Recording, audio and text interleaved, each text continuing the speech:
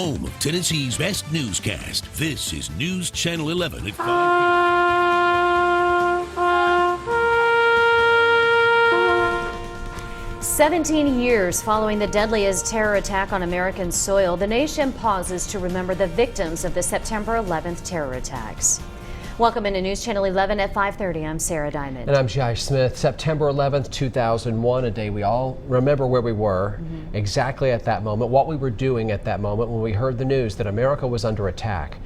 When it was all over, 2,977 people were killed in New York City, Washington, D.C., and Shanksville, Pennsylvania, after 4 planes were hijacked and intentionally crashed. 2 of those into the World Trade Center, 1 into the Pentagon. That 4th plane went down in a field in rural Pennsylvania, brought down by brave people on board. Al-Qaeda leader Osama bin Laden took responsibility for the attacks. Tragic stories of loss and heartbreak came out of that day, but there are also so many other stories of strength and survival.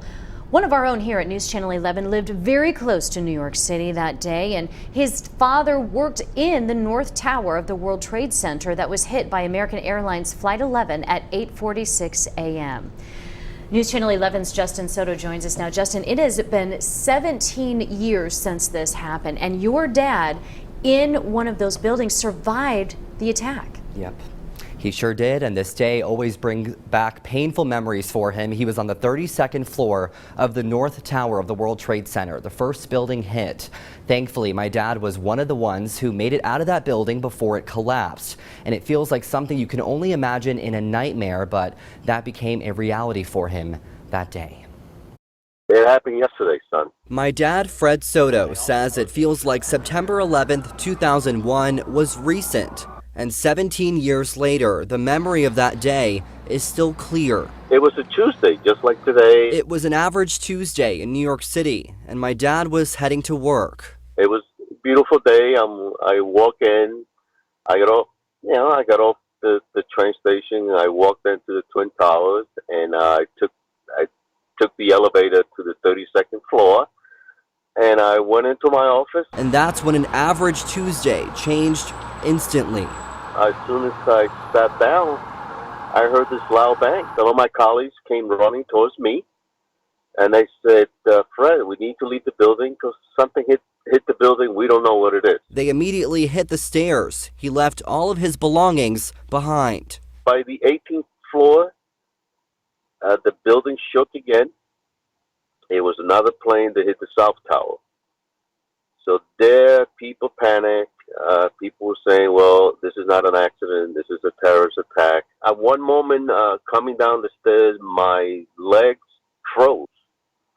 I couldn't walk. I remember one fireman's face. Our face locked. This day, it troubles me that our face just locked, and he never lived. He then made it outside and was able to call my mom on a phone nearby. I'm okay. I'll get back to you later. Then she never heard from me again until 7 o'clock at night. At some point, I thought that they were filming a movie, and I was an extra just running around back and forth. He made it home around 11 o'clock that night. Months later, my mom got a letter in the mail saying his belongings had been found in the rubble. I hold up full memories. I think about that. It's my wallet, some credit card. Those belongings are reminders of the worst day of his life, a day that could have been his last. I am blessed. I guess it was not my day. Unfortunately, 3,000 people lost their life that day, and I was. Sometimes I wonder why was I spared. I will never forget this day, and I'm thankful that I'm here to tell you the story. Wow. Amazing.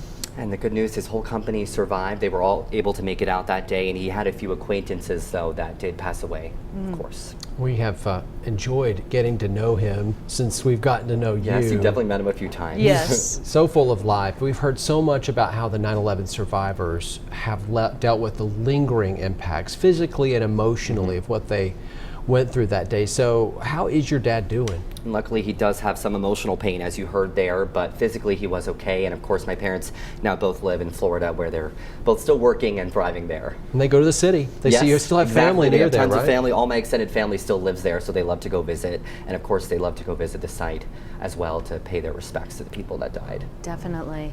When you look back on this experience that your father went through, and you and your mother went through it as well, wondering if he got out of the tower, has this changed your path in life at all? It certainly did. Of course, I was young when it happened, but I remember being glued to the TV that day, wanting to know what was going on and listening to all the local news anchors and reporters, and just being so fascinated by their ability to do their job, you know, in one of the toughest days in American history. And that definitely inspired me to want to inform and tell stories in communities across the country.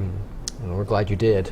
Yes. And we're Thank glad you. Very he much is so. well. Man. Justin Soto, thank you so much for sharing this story. Thank you.